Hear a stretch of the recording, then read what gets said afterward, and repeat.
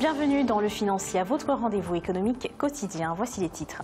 En 2019, la Tunisie table sur une hausse de sa dette qui devrait atteindre un niveau record de plus de 9 milliards de dinars. L'économie du pays a tout de même montré des signes de reprise au premier trimestre de 2018. L'économie centrafricaine devrait atteindre les 4,3% en 2018 selon un récent rapport du Fonds monétaire international. Selon les perspectives du FMI, la croissance devrait s'accélérer au cours des prochaines années. Et en fin d'édition, nous ferons le point sur les marchés boursiers du continent.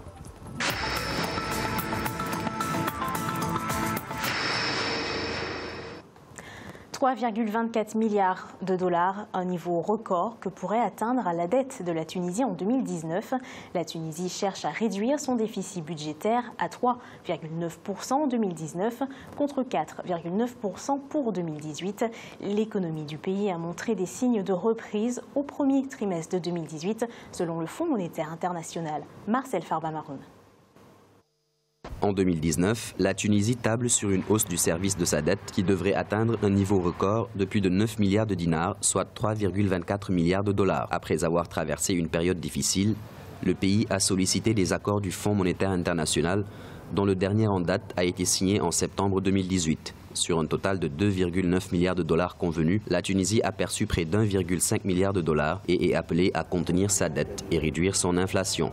Les risques pour la stabilité macroéconomique sont devenus plus prononcés.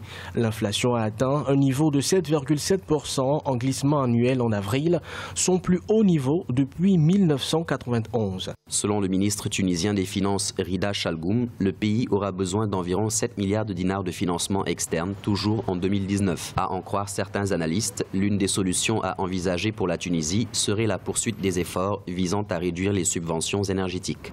Le Fonds monétaire international impose son agenda. Premièrement, la réduction de la masse salariale. Deuxièmement, l'acquisition de certaines d'entreprises publiques. Troisièmement, la cessation de la caisse de subvention à des produits essentiels, notamment les produits énergétiques, l'essence, le gaz et dérivés. Et bien sûr, la révision, l'allègement de la dette des caisses sociales notamment. L'économie tunisienne a montré des signes de reprise au premier trimestre de 2018, selon le Fonds monétaire international. La croissance économique à 2,5% en glissement annuel était la plus élevée depuis 2014 grâce à une forte production agricole et des exportations dynamiques. L'achat du cacao est en plein boom au Ghana. Il a atteint 870 000 tonnes au cours de la campagne 2017-2018 qui se termine ce jeudi 20 septembre. Cette saison s'est avérée meilleure que prévu. Les prévisions annonçaient 850 000 tonnes. Pour rappel, le Ghana et la Côte d'Ivoire ont signé un accord qui permettra aux deux parties de prendre des mesures pour stimuler leur production, interdire le travail des enfants et lutter contre la contrebande. En Centrafrique, la croissance économique résiste à la crise sécuritaire et aux tensions sociopolitiques.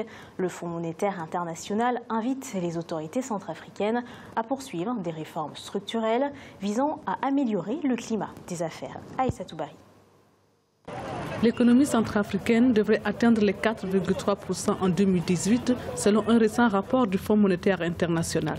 Cette annonce fait suite à une mission qui aura permis d'évaluer sur place l'évolution de l'économie et la mise en œuvre du programme économique et financier à travers la facilité élargie de crédit adoptée depuis 2016. La reprise économique se poursuit, la croissance est maintenue à 4,3% en 2018 et devrait s'accélérer à moyen terme. Les projections de croissance reposent sur le rétablissement de la paix, la restauration de services publics sur l'ensemble du pays et la mise en œuvre résolue des réformes. Une croissance vigoureuse et soutenue est nécessaire pour créer des emplois et faire reculer la pauvreté. Selon les données provisoires, les indicateurs quantitatifs de suivi qui ont été convenus avec les autorités fin juin 2018 ont été globalement atteints.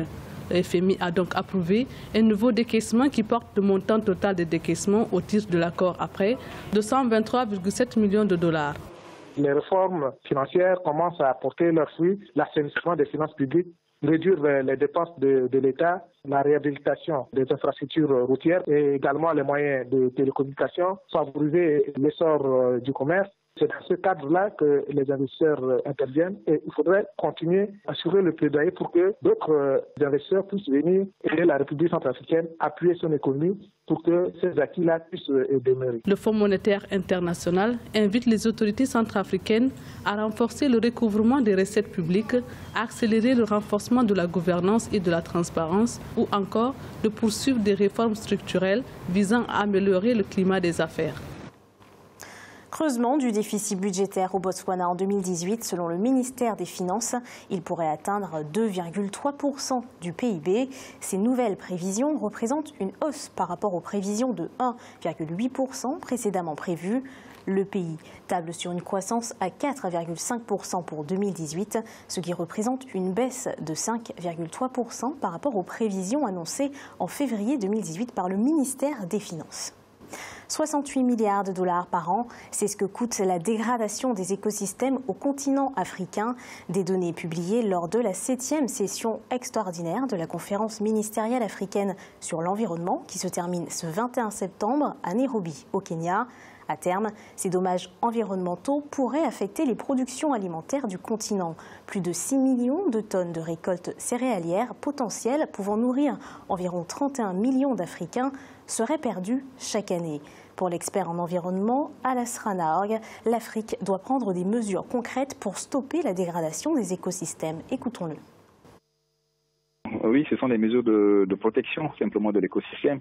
Il y a plusieurs types de mesures à prendre. Et les instruments existent à travers les traités, les conventions internationales qui ont été signées, ratifiées, j'imagine, par la plupart de ces États.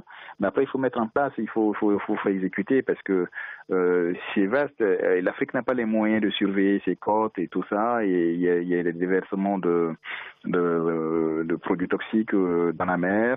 Au niveau de l'écosystème des forêts et autres, il y a d'autres types de dégradation aussi qui sont pratiqués, qui sont d'origine surtout anthropique, donc de l'homme. Donc il faut trouver des mesures adaptées.